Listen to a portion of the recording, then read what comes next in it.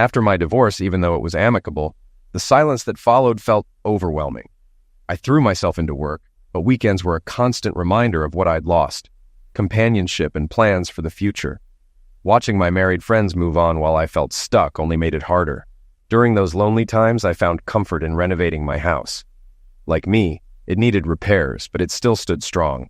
The hours I spent fixing it made it a safe haven, something I could control when everything else felt uncertain. One Friday evening, after a long work week, I felt a brief moment of joy. The sun was shining and the weather was perfect, but the relief faded quickly when I realized I had no weekend plans. No dates, no social events. At 28, 3 years post-divorce, I hadn't found a lasting relationship. Online dating was a bust, and blind dates from friends hadn't worked out. Even my ex was in a stable relationship now, which ironically brought us closer as friends. I couldn't help but wonder, what's wrong with me? When I got home, I felt a little better seeing the progress I'd made on my fixer-upper, a project I'd poured time and money into. My lumber industry connections had come in handy. After changing into my running gear, I took a quick look in the mirror.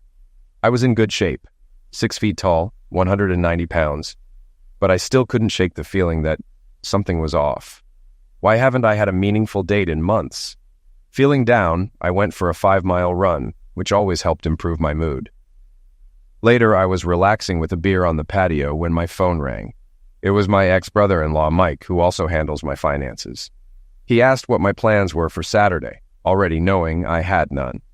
"I'm busy, but flexible," I lied.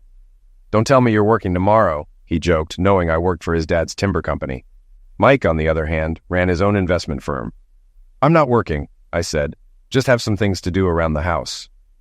Mike then invited me to an event at the fairgrounds. I wasn't against going, but I pretended to hesitate. Before I could say anything, he confirmed he'd pick me up at 11.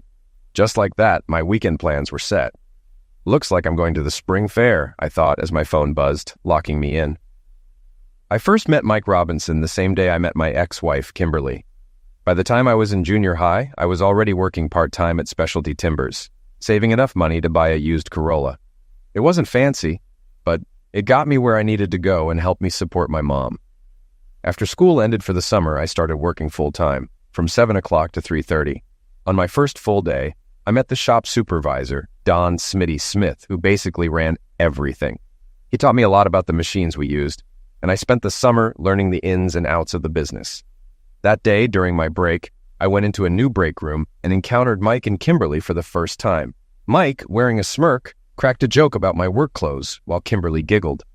Feeling embarrassed, I hurried into the break room to escape. Later, the owner, Ted Robinson, came in and introduced himself, apologizing for his kids' behavior. That's how I first met the Robinsons. The next morning, Mike picked me up, 20 minutes late as usual, in his black BMW. He explained that his wife Megan was meeting her friends, Brandy and Celia, and we'd meet them at the fair. When we arrived, Megan introduced me to Brandy and Celia. Brandy had long dark hair and a polished look, while Celia had curly hair, an athletic build, and a warm smile that caught my attention right away. Throughout the day, I spent most of my time with Celia. She had a way of making me feel like I was the only one in the room, and I found myself being more charming than usual. Mike kept giving me knowing looks, as if he could tell something was happening. We all had a great time at the fair, and when Brandy left early, Mike offered to give Celia a ride. We ended up at an outdoor table at Mallory's, where Mike entertained us with stories about work and family. I couldn't remember the last time I'd had such a fun day. When I mentioned I needed to go for a run the next day, Celia asked where I usually ran. Before I knew it, we had plans to meet for a run on Sunday at 9 a.m. We went for the run on Sunday, and I had a great time with Celia. Talking and laughing felt natural, and I enjoyed getting to know more about her life.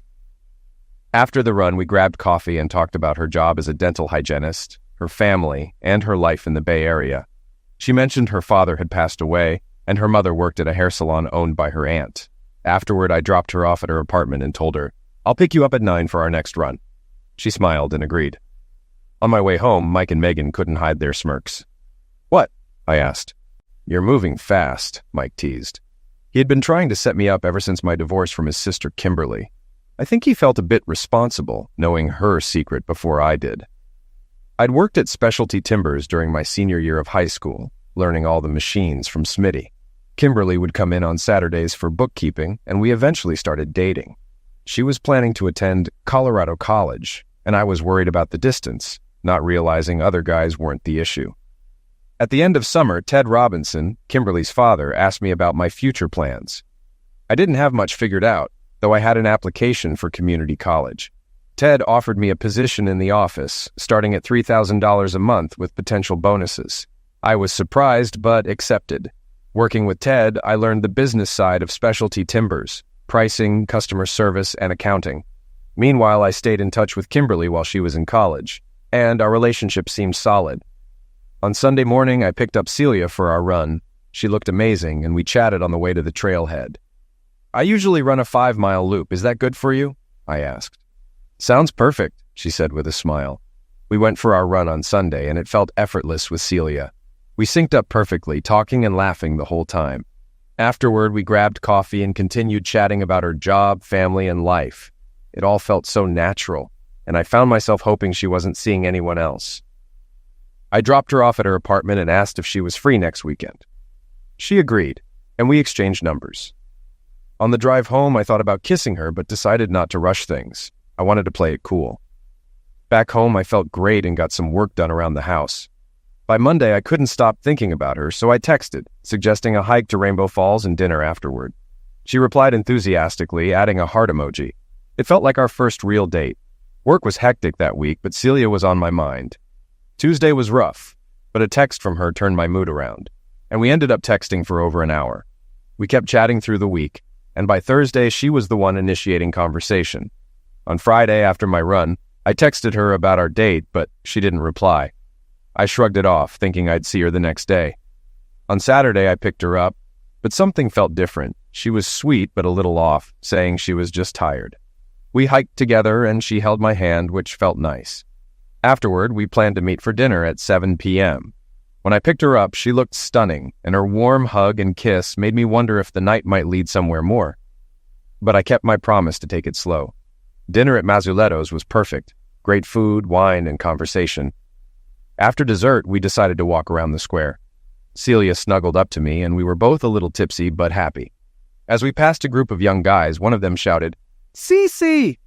Celia smiled and hugged them, introducing them as her friends, Bobby, JT, and Marcus. I stood there, unsure of what was happening. I extended my hand to shake theirs, but the guys gave me half-hearted handshakes, grinning at each other. They chatted about music and a club called Evolution, and I noticed a closeness between Celia and Marcus that made me uneasy. She seemed to enjoy their attention, and the connection between her and Marcus bothered me.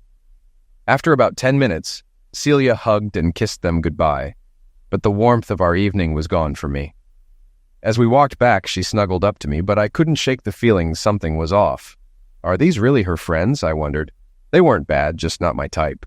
She suggested we check out Evolution sometime. "I'm not much of a dancer," I said, chuckling. "Who cares? It's just for fun," she replied. We drove home, and I tried to stay positive, but the encounter left me distant. When we reached her house, she asked softly if I wanted to come upstairs for coffee. Normally, I would have said yes, but something held me back. "I'm good, thanks," I said lightly. I gave her a quick hug and left, feeling a mix of relief and confusion. During Kimberly's first 2 years at Colorado College, we stayed close.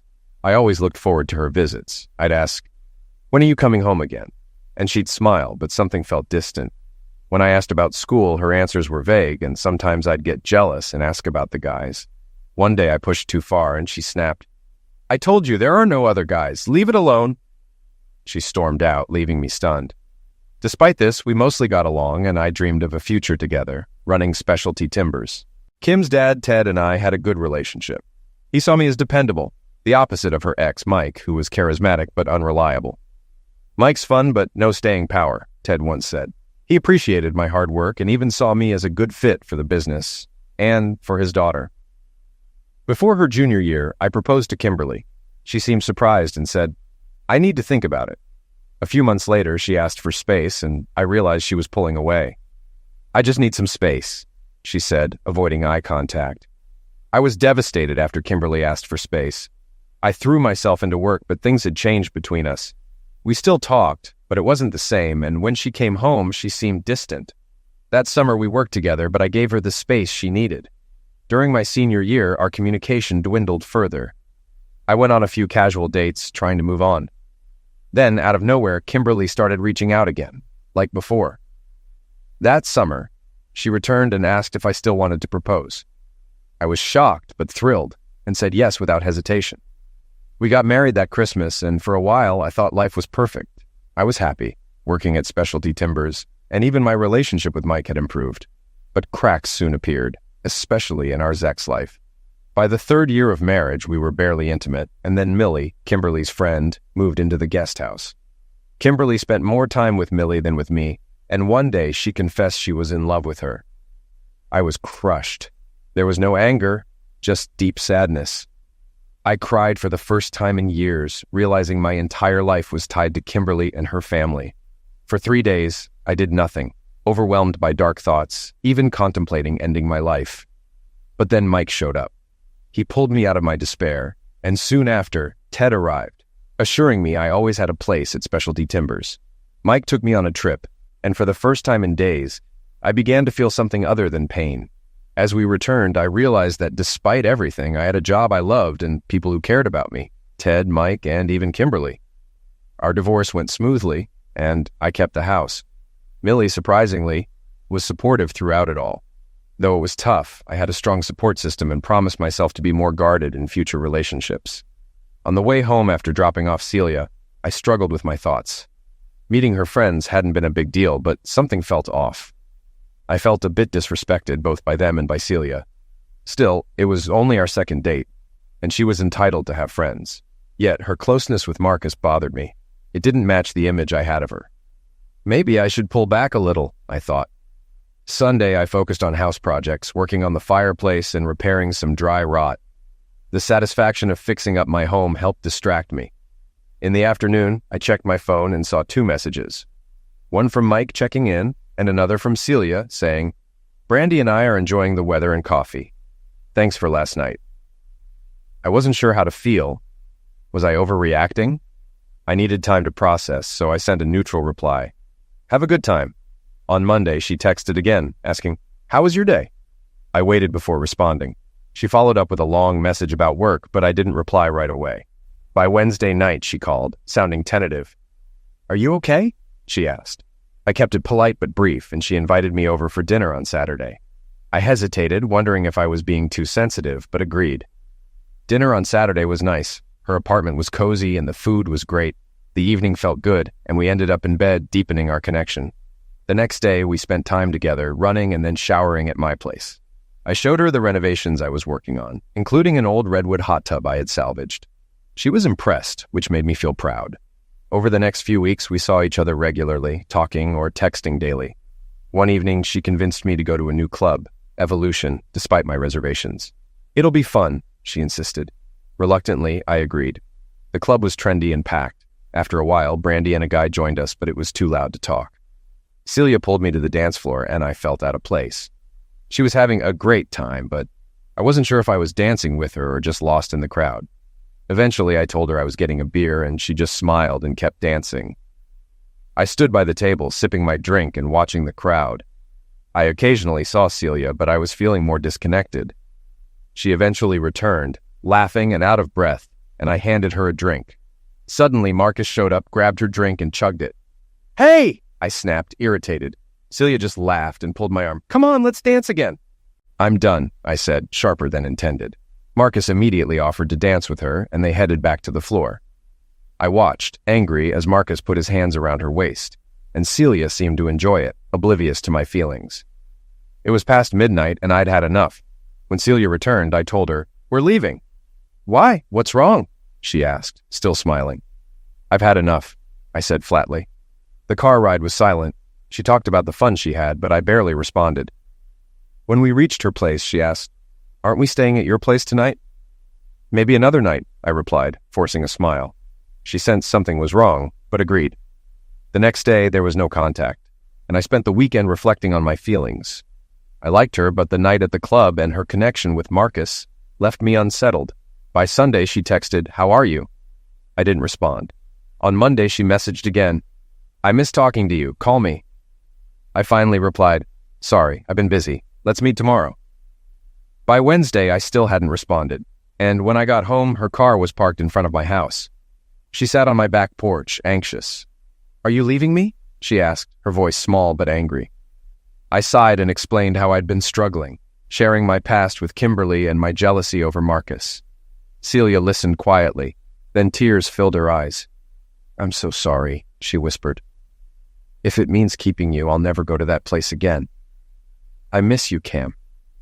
I think I'm falling in love with you." I was stunned. I thought this was the end, but we were suddenly moving in a new direction. "I don't need the club or that crowd," she promised. "Are you sure?" I asked. "Yes," she replied. "If I knew it upset you, I wouldn't have taken you there." That night, we celebrated in my bed, and the next few months went smoothly. We took a vacation to Hawaii, my first time there, and had a blast. We spent time with my friends and a few of hers, but Marcus was never mentioned. After 8 months of dating, with the holidays approaching, we were spending most nights together and even started talking about moving in. We spent the holidays with my family and the Robinsons, and she got along with everyone except Millie for some reason. Business picked up after the first year. We expanded into Northern California and Puget Sound, and demand was high due to the construction boom.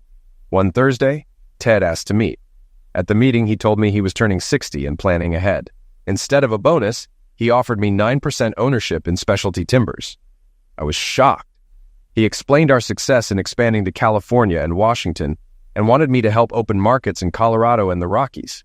This meant traveling about a week per month, which I eagerly agreed to. Ted explained that he now owned 51%, with Mike and Kim each holding 20%, and me with 9%. I asked if they were okay with this, and he said it was their idea. He also mentioned Smitty was retiring, and Millie's brother John Pham would be starting. I was to keep an eye on him. I was excited to tell Celia about becoming an owner and traveling.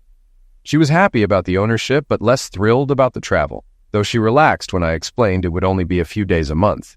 Within 2 weeks, I was in Denver and quickly started getting orders. When I received my March paycheck, I saw an extra $1,500 and learned from Kim that it was commission, 3% of total sales.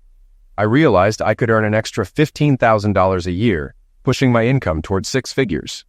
We planned another Hawaii trip in September, and I started thinking about proposing to Celia.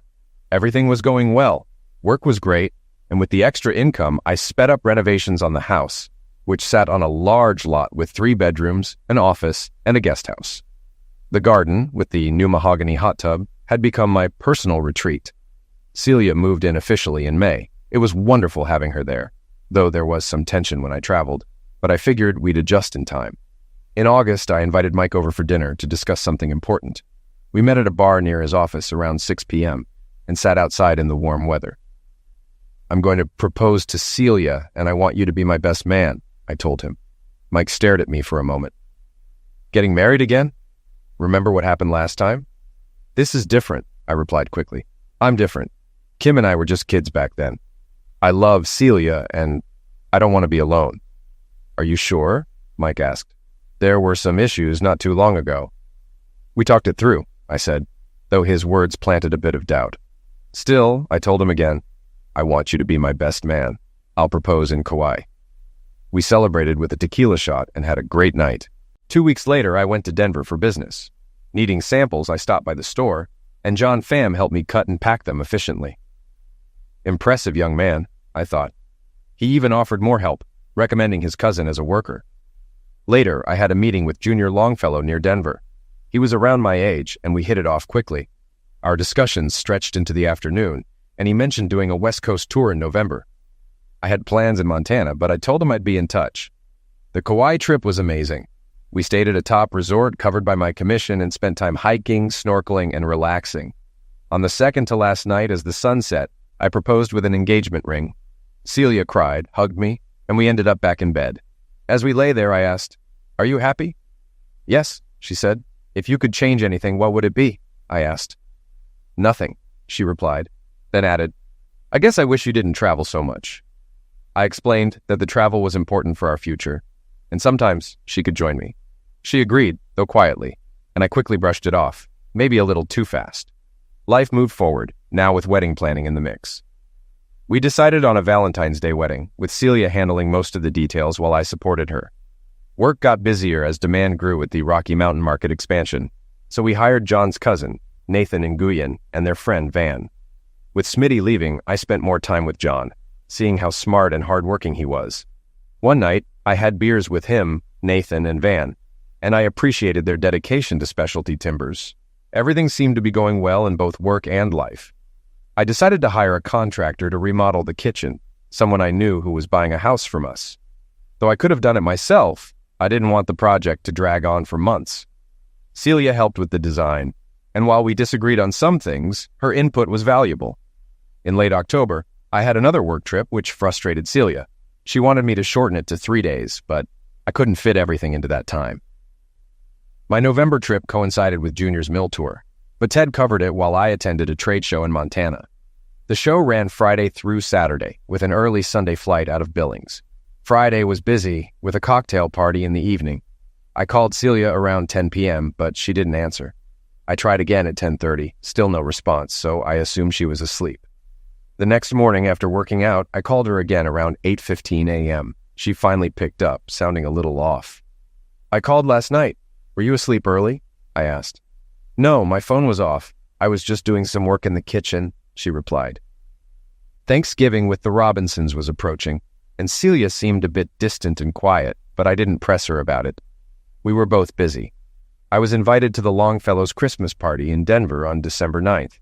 We talked about Celia coming, but she had work, so I went alone. The party was festive, held in their decorated warehouse, and I called her from my hotel after enjoying the evening. That night, I was talking to Junior about our Hawaii trip and showed him a picture of Celia. He looked at it closely and asked, "Is that your fiancée?" "Yes," I said proudly. He handed the phone back, but then took it again, staring intently. His expression turned serious. "What's wrong?" I asked, feeling uneasy. "Does she know someone named Brandy?" he asked. "Yeah, why?" "I could be wrong, but I saw her with Brandy at a dance club last month when I was in your town. They didn't act like they were engaged." I realized this was when I was in Montana. Embarrassed and angry, I pressed him for details. Junior explained he had been at a club called Dust after the mill tour and saw Brandy and Celia with some guys, including a guy named Marcus. He said they didn't look like they were just friends. Feeling betrayed, I thanked Junior and left the party, worked up. Celia had told me she wouldn't go to clubs anymore, and now there was Marcus. I didn't know how deep her lies went. That night I barely slept, and my flight home was delayed. Celia texted me several times, but I ignored her until she called as I was boarding. "When will you be home?" she asked. "My flight is delayed. I'll be home by 6 p.m. at the earliest," I said. "I love you and miss you," she replied. "See you tonight," I said, hanging up. On the way home, I planned to test her honesty. When I arrived, I greeted her and checked the kitchen progress. "I have a question," I said, keeping my tone neutral. "Sure. What is it?" "When I was in Montana last month, what were you doing Friday night?" She turned away and said, "Nothing, just staying home." I gave her one last chance. "Think carefully. Where were you?" She froze, then burst into tears and ran to the bedroom.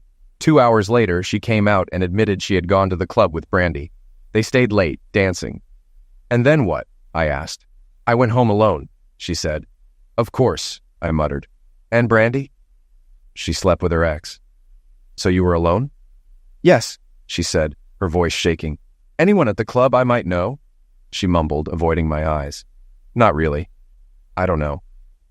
The conversation felt like pulling teeth, but I eventually got the full story. Celia admitted they went to the club, met up with friends, and danced. Marcus and his group showed up later, and they hung out briefly. She claimed she left around midnight. "Did you ever have a thing with Marcus?" I asked directly. "Absolutely not," she said firmly. "Does he want something with you?" I pressed. "Maybe, but he's just a friend, and I only want to be with you," she cried. I told her I needed time to think and suggested she stay at the cottage for now. She left, sobbing. It was bad timing. We were preparing for the wedding, the holidays were near, and my future felt uncertain. I called Mike for advice, and he invited me over that Friday. The week with Celia was tense. She was constantly apologizing or crying, and I was frustrated. I loved her, but I didn't trust her. Can there be love without trust?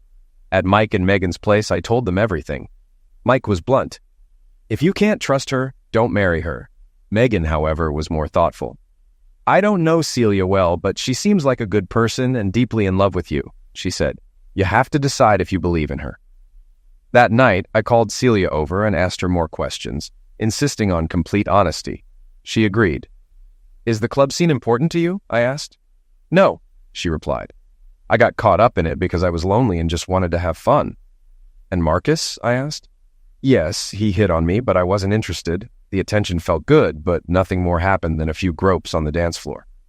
Her answers seemed sincere, and I believed her. I told her it was a good first step, and she asked to stay the night. I agreed. The holidays passed, and the wedding was still on. Life continued, and my trust slowly returned. Celia was loving and affectionate, and nothing raised alarms. For my January business trip, Celia took a week off and came with me. We spent a great weekend in snowy Boulder, and the dust incident faded away. In February, we got married in a beautiful ceremony with fewer than 100 guests, family, the Robinsons, and close friends. None of her club friends, except Brandy, were there. We honeymooned in St. Martin, and it was amazing. The ocean was warmer than Hawaii, with stunning blue waters and a European vibe. It was, without a doubt, my best vacation ever. For the next 2 years, things went well. I sometimes thought back to when I almost canceled the wedding, but I was glad I didn't. I put my doubts aside and focused on the positives. We continued improving the house, turning it into a neighborhood gem. Business was thriving, and we even considered expanding into new markets, though we were stretched thin with our current workload. I developed a solid friendship with John Pham. He was a great employee and knew our operations inside and out. Every few weeks, John, Van, Nathan, and I would stay late, drinking beers and chatting in the shop. I enjoyed their company, and they seemed to like me as well. Just when things seemed stable, a competitor from Asia started importing cheaper products into the U.S., threatening our market. Sales began to drop for the first time. Ted, Kimberly, and I met to strategize, and Ted suggested we meet with customers to highlight the quality differences. "It'll mean more travel," Ted said, "and I'll need you to cover both NorCal and the mountain markets." I knew Ted was right, but I felt stressed. That night, I told Celia about the situation and the travel it would require. "How long?" she asked. "Months," I said, knowing it wasn't what she wanted to hear. "Months?" she repeated angrily. "You expect me to wait around while you're gone for months?" Her reaction added to my stress. Over the next 6 months, our relationship deteriorated. We rarely had the closeness we once shared, and I felt like I was battling challenges at work and at home. After months of travel and her lack of support, our marriage hit a breaking point. The business stabilized but required constant attention.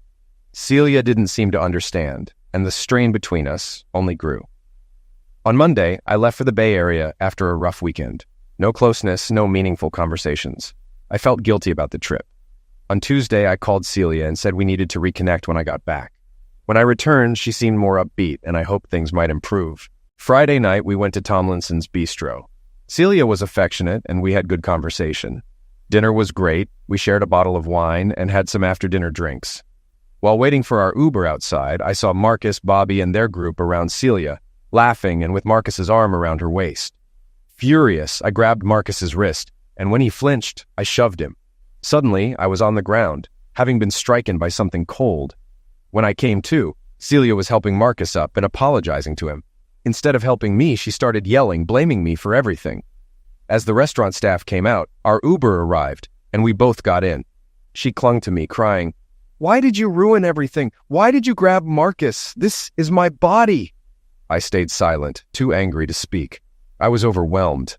Work stress, marriage stress, and now she was showing more loyalty to Marcus than to me. When we got home, she went to the kitchen to get an ice pack, unaware of my growing fury. "Get away from me," I growled. Shocked, she stared at me. "Go to the cottage tonight," I yelled. "I've had enough." "What's your problem?" she snapped. "My problem is you," I shouted. "No support, no affection, just complaints while I'm trying to provide for us." Without another word, she packed her things and went to the cottage. I sat down with a drink, and after a couple of glasses, calmed down and reflected. I loved my job, my relationship with the Robinsons, and the home I had built, but something had to change. I decided the next day we needed to talk and maybe consider counseling. The next morning at 9 a.m., I brought a tray of coffee, juice, and fruit out to the cottage. When I opened the door, no one was there. All her things were gone. Clearly, she hadn't spent the night. What do I do now? I thought. I wandered around the backyard for about an hour, then tried calling her. It went straight to voicemail. I called again later in the afternoon, same result. I did some chores, made a few more calls, then decided to reach out to Kimberly. She invited me over for lunch. When I got there, she, Millie, and I discussed the situation. Kim said we both had made mistakes, but Millie sided with me. We went through all the options, including divorce. That week I stayed in town, making several calls to Celia, but she didn't respond until Friday afternoon. She finally called. "I'm with friends and need to stop by to grab some things," she said. She arrived at 6 p.m. I wanted to talk, but she said, "Now isn't the right time." "Where are you staying?" I asked. "At a friend's house," she replied vaguely. "Who?" I pressed. "Just a friend," she repeated. I told her I was leaving for a business trip next week and that I'd like to talk when I got back. She nodded and said, "Okay." She drove off in a car I didn't recognize with dark tinted windows. I couldn't see who was driving. I flew to Denver Sunday night to get to work first thing Monday. I offered my clients top service and strong relationships, unlike our Asian competitors, who only had cheaper prices. This was our edge, especially once defects in their products started showing up. We held on to a good portion of our business. Tuesday night, I had dinner with Junior Longfellow. By then, we were close enough that I told him everything about what was happening with Celia and me. "You know," Junior said, "we don't really need you at the show this weekend. We're sharing a booth with Longfellow and it's going to be slow. Honestly, I've got too many people scheduled. You should go back home and take care of things." At first, I wanted to protest, but I went along with it. Friday morning, I caught an early flight and was home before 9 a.m. The rest of the week in Colorado had gone well, and I was feeling hopeful, even though I knew Celia and I had work to do. When I opened my front door, I immediately knew something was wrong. The house was trashed. Had I been robbed? On closer look, it seemed like there'd been a party. Empty liquor bottles, garbage, and dirty dishes everywhere. There was a burn mark on my hardwood floor and a huge stain on the couch. I checked every room. No one was home, but the guest room bed had been used. "Celia?" I whispered in disbelief. Had she done this? I thought she loved this house as much as I did. I stepped outside, trying to piece it together. The backyard looked fine, but I noticed cigarette butts near the cottage.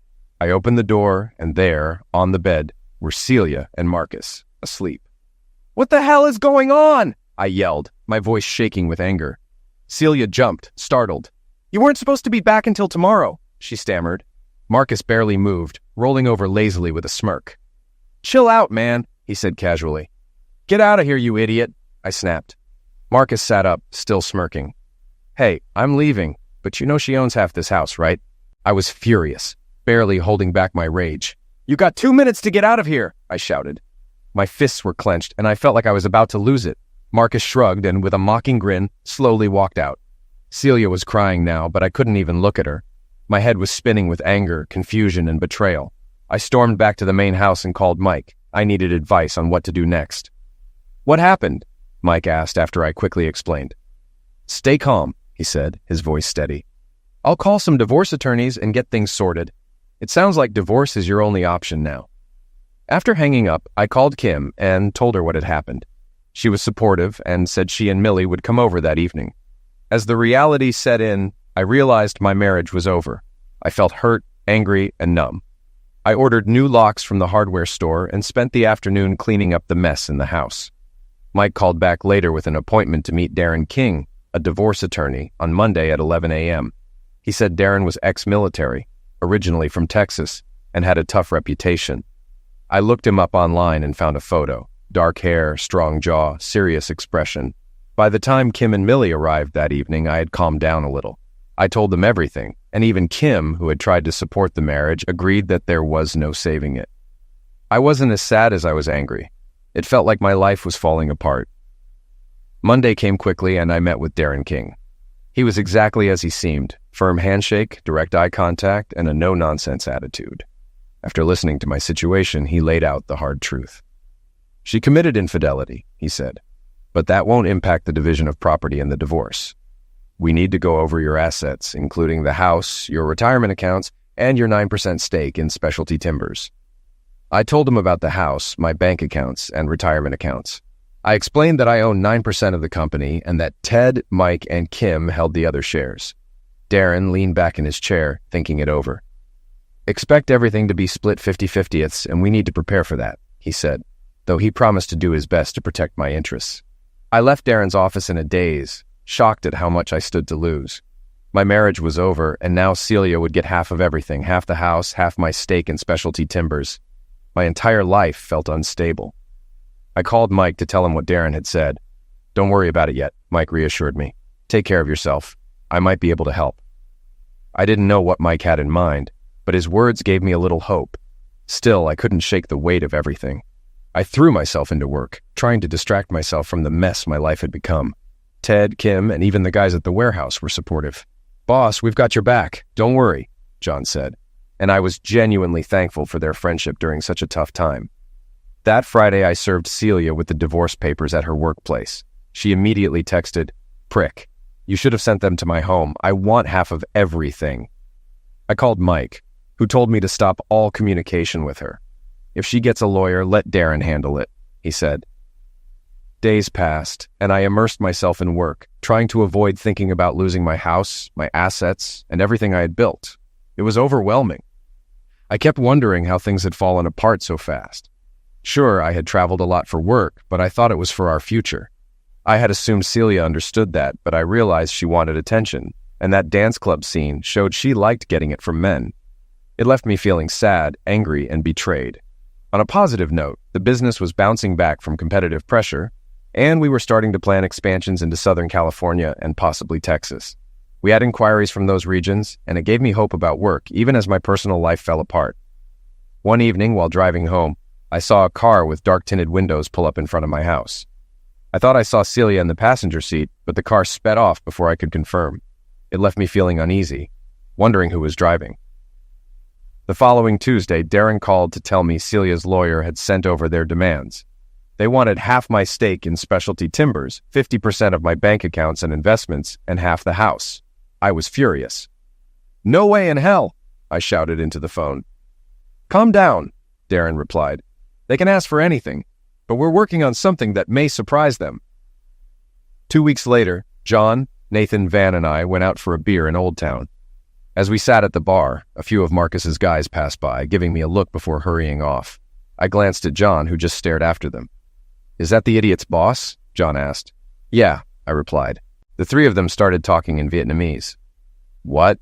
I asked, confused. "Don't worry, boss. We've got your back," John reassured me. The next day, Darren called. "There's a preliminary settlement conference at my office next Wednesday." "What do I need to do?" I asked, eager to move things forward. "Just be here by 3 p.m., he instructed. I called Mike to fill him in.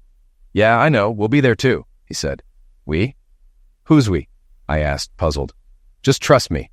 Have faith. Maybe this'll work out," he said before hanging up. I was confused but slightly hopeful. The next Wednesday, I arrived early, and Darren's secretary led me to a back office. Soon after, I was taken into a conference room. On our side of the table sat Darren, Mike, a man I didn't recognize, and me.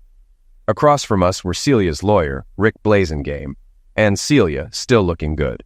Marcus sat next to them, smirking. No one exchanged greetings or small talk. Darren spoke first. "All right, Mr. Blazengame, it's your meeting. Proceed." "If I may," Blazengame began, "Mrs. Joseph is simply seeking what's rightfully hers after your client forced her out of the marital home." "Go ahead," Darren said, looking directly at him. Blazengame handed out papers to everyone. "This is a fair and accurate accounting of the marital property. 9% of Specialty Timbers LLC, valued at $360,000 for her half.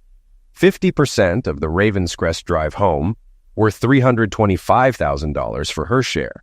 50% of Mr. Joseph's retirement account, valued at $63,000, and half of their joint checking and savings accounts, valued at $19,000.